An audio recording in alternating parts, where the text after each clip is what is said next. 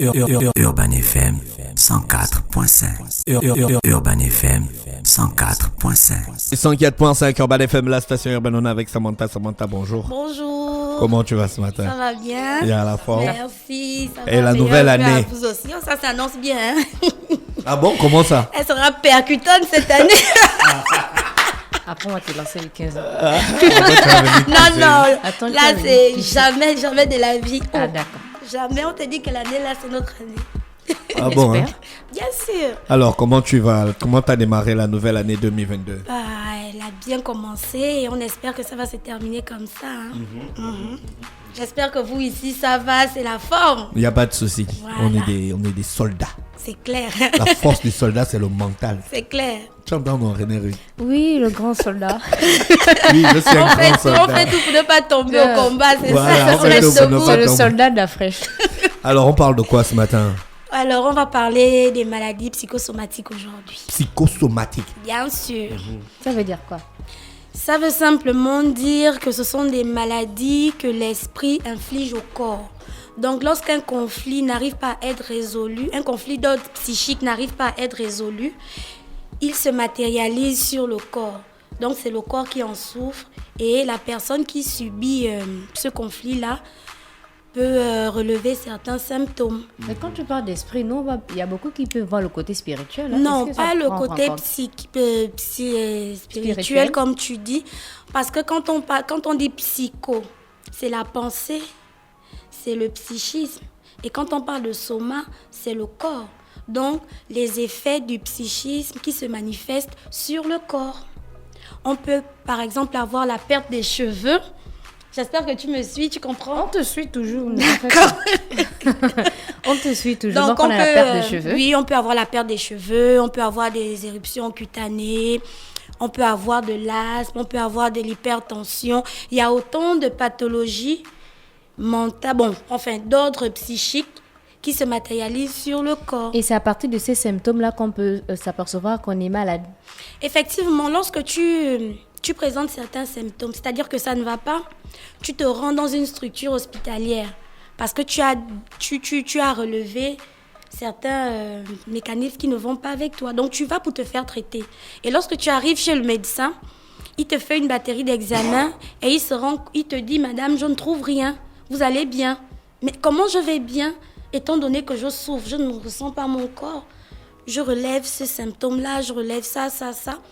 Et c'est au médecin maintenant de vous envoyer vers un psychiatre parce que lui il comprendra que la pathologie dont tu souffres n'est pas d'ordre médical, que la médecine générale ne peut pas traiter. Donc il t'envoie vers le psychiatre. Et le psychiatre, il fera un travail sur toi et ce travail-là va lui permettre de déceler la pathologie dont tu souffres. Et il va Donc t'aider. tu disais que ça peut te causer la perte, La perte des cheveux. Oui, par exemple. La perte de poids, Oui, la perte de concentration. bien sûr. Là, il cherche à avoir une perte. Mais effectivement, c'est justement ça. En fait, je vais vous prendre un exemple banal. Je ne sais pas si vous avez déjà rencontré des femmes qui vous ont dit qu'elles étaient enceintes et puis que le bébé a disparu dans le ventre. Je ne sais pas si ça vous est déjà arrivé de rencontrer ce genre de personnes. Oui.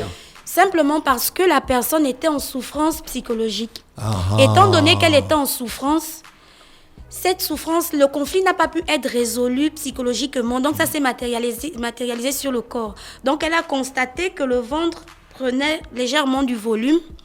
Elle a constaté qu'il y a quelque chose qui bougeait dans son ventre. Elle a constaté qu'il y avait diminution ou bien interruption des règles. Donc, du coup, elle a conclu qu'elle était enceinte.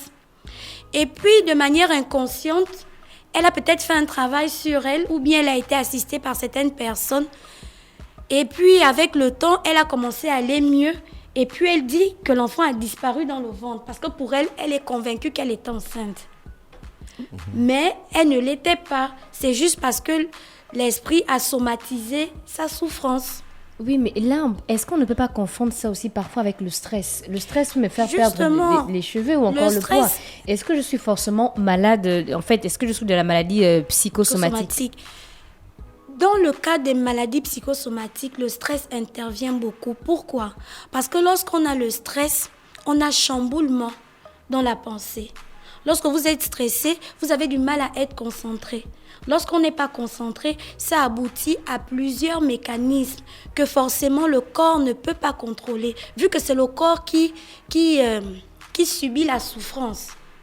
Parce que dans la tête, tu essayes de faire un vide, tu essayes de comprendre ce qui t'arrive. Mais vu que tu ne peux pas gérer en même temps ton corps et ton esprit, c'est l'esprit qui prend le dessus et il somatise la souffrance. Donc du coup, je ne dis pas aussi... Voilà pourquoi on dit tu as dit quoi? Psychosomatique. Ah, d'accord. Donc du coup, je ne suis pas aussi en train de dire que toutes les maladies dont on ne retrouve pas une origine sur le plan médical sont forcément des maladies psychosomatiques. Parce qu'il faut aussi relever que nous sommes en Afrique. Et en Afrique, on a nos croyances.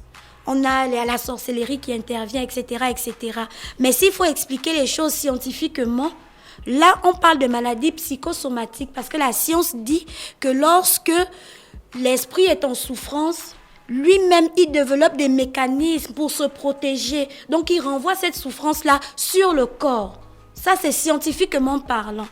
Maintenant, s'il faut entrer dans nos croyances, les croyances aussi vont expliquer certaines pathologies par rapport à nos rites. À quel moment l'esprit, qu'est-ce qui peut mettre en souffrance l'esprit? Un traumatisme peut mettre en souffrance l'esprit. Par exemple, un parent a abusé de toi. Oui, un parent a abusé de toi. Ou bien on t'a traumatisé au travail. Oui, tu as perdu un parent, par exemple.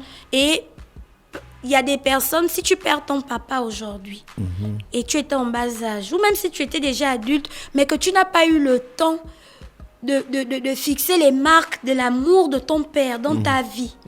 Donc, lorsque tu perds ce parent, il y a déjà un premier choc. Le premier choc, c'est quoi? C'est la perte. Ensuite, on essaie de faire un travail de deuil. Le travail, on a le deuil normal et le deuil pathologique. Si on se retrouve dans le cas du deuil pathologique, c'est quoi la suite? On va chercher à éviter toute situation qui nous rappelle la mort de notre père. Et si on cherche à éviter, ça veut dire quoi? Ça veut dire qu'à chaque fois, on sera au contact des éléments déclencheurs. L'élément déclencheur, c'est quoi? Je peux être en train de marcher et puis je vois un papa avec son petit garçon qui donne de l'attention à son petit garçon. Si moi, je me rends compte que je n'ai pas eu l'occasion de bénéficier de cette attention-là venant de mon père, je peux commencer à délirer sur le coup, hein. On va m'emmener à l'hôpital, on l'a trouvé en train de convulser et tout. Le médecin va faire une batterie d'examens, on ne trouve rien. On ne trouve rien, pourquoi? Parce que c'est dans le mental. Maintenant, le mental, il fait quoi? Pour essayer de se protéger, il matérialise ça sur le corps. Donc, je me retrouve en train de convulser, mais on ne peut pas me donner, je prends un exemple banal, on ne peut pas me donner du paracétamol ou je ne sais pas quel autre médicament qui va me calmer.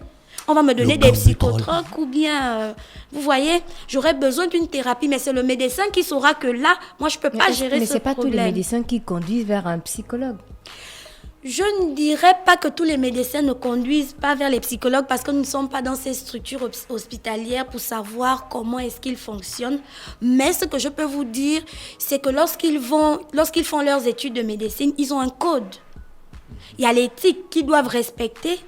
Parce qu'un médecin, tu ne peux pas aller lui dire que tu es, par exemple, je ne sais pas, tu es enceinte, tu dois suivre des visites prénatales et puis il va te faire d'autres types de visites. Je ne pense pas. Parce qu'il connaît son métier. Il sait que lorsqu'il ne peut plus, il relaie son travail à une personne qui est habilitée à gérer ce cas. Je crois que c'est ce que nous tous nous faisons, hein. Si on a besoin, par exemple, de vêtements, est-ce que nous-mêmes, nous allons créer nos vêtements vu que nous ne sommes pas des stylistes? On va se référer à des magasins, etc. La séparation des parents peut créer une maladie Oui, la séparation des parents crée des maladies psychosomatiques. Parce qu'au-delà du fait que le parent, lui, il ne vit pas la séparation comme les enfants. Pourquoi? Parce que c'est lui qui est acteur dans la situation. Si je suis acteur, je cherche mon bien. Et mon bien, c'est quoi? C'est mon épanouissement. Mais s'il y a des enfants au milieu, les premières personnes qui subissent cette séparation, ce sont les enfants. Parce que le père tire là-bas, la mère tire là-bas. Les enfants sont ballottés de maison en maison, bien de foyer en foyer. C'est-à-dire le papa pourra changer de partenaire plusieurs fois. La maman pourra changer de partenaire plusieurs fois. L'enfant vit ça comment? Parfois, les partenaires en question ne prennent pas la peine de comprendre le cas des enfants, c'est-à-dire de les materner, de les éduquer correctement. Généralement, surtout chez le cas des hommes, lorsqu'il prend une nouvelle femme, elles ont tendance à maltraiter les enfants du monsieur et à materner leurs enfants à elles. Parfois, elles exigent au monsieur d'aimer leurs enfants. Mais pendant ce temps, les enfants du monsieur sont en souffrance. Et après, à l'âge adulte, ça se manifeste par des maladies psychosomatiques. On se retrouve en train de souffrir de l'hypertension, par exemple. Justement, il y a combien de maladies psychosomatiques? Elles sont nombreuses. Elles sont nombreuses. Il n'y a pas forcément de maladie type que je vais dire que forcément, au fur et à mesure que la science évolue, au fur et à mesure, on découvre de nouvelles maladies. Par exemple, je vous parlais de l'hypertension. Si je me retrouve aujourd'hui avec l'hypertension, est-ce que forcément on pourra déceler que c'est parce que j'ai pris un verre d'eau ou bien parce que j'ai mangé je ne sais pas quelle chose que je me retrouve avec l'hypertension? Non, l'hypertension c'est la résultante d'une souffrance psychologique.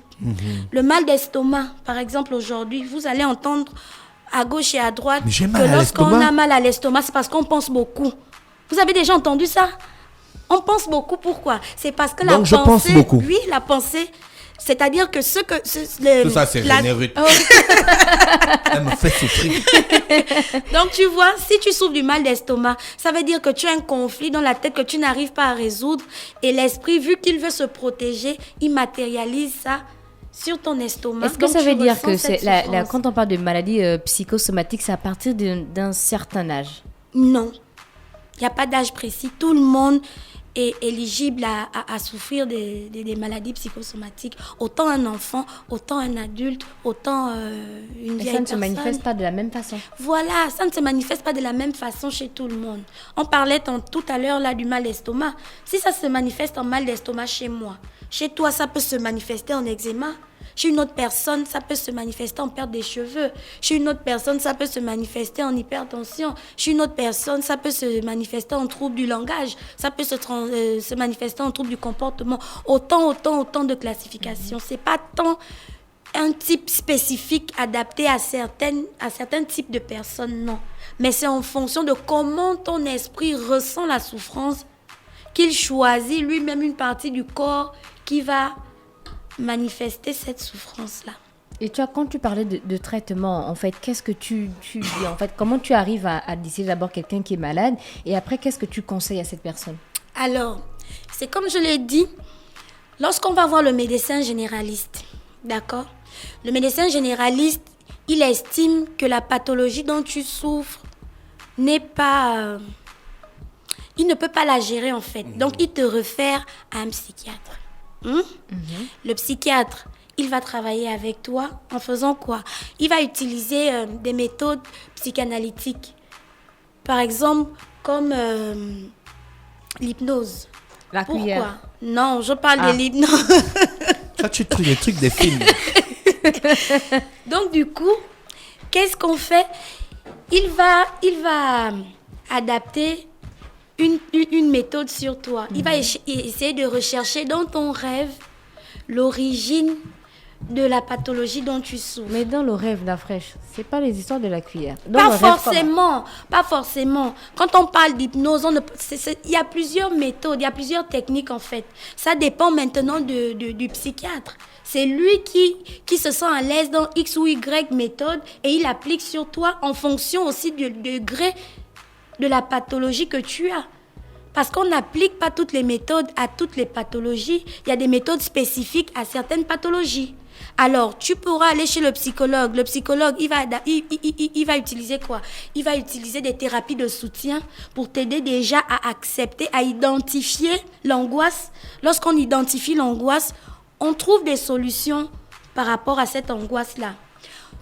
Tu peux te mettre au sport, tu peux faire le yoga, tu peux te détendre. Parce que lorsque le corps est détendu, c'est l'esprit aussi qui est détendu. Mais si le psychiatre arrive à trouver ton problème, est-ce que ta vie va redevenir normale? Oui. Il pourra te guérir. Il pourra peut-être pas, je dirais pas guérir totalement. Mais il pourra t'aider à mieux affronter ce type de problème. Quand je parle de type de problème, je parle du problème qui a déclenché tout ce désordre-là, toute cette désorganisation. Donc du coup, lorsqu'on identifie, quand je parlais d'identifier l'angoisse, on identifie d'abord l'angoisse. Lorsqu'on a trouvé le point focal, on met maintenant en place des mécanismes qui nous permettront de pallier à certains types de problèmes. Donc lorsque je me retrouve dans ce même type de situation, je sais comment je dois réagir. C'est comme ça que ça se passe. Maintenant, il peut aussi décider de donner des psychotropes, par exemple, pour essayer de soulager la souffrance. Voilà. D'accord. Merci Samantha. Ce matin, on parlait donc des maladies psychosomatiques. Hein? Voilà. D'accord. Ok. La prochaine fois, on va parler des chocs post-traumatiques. Trauma quoi? Traumatique. Merci à Samantha avec nous ce matin sur les 104.5 Urban FM, la station urbaine. On se retrouve dans quelques minutes avec le Versus. Urban FM 104.5.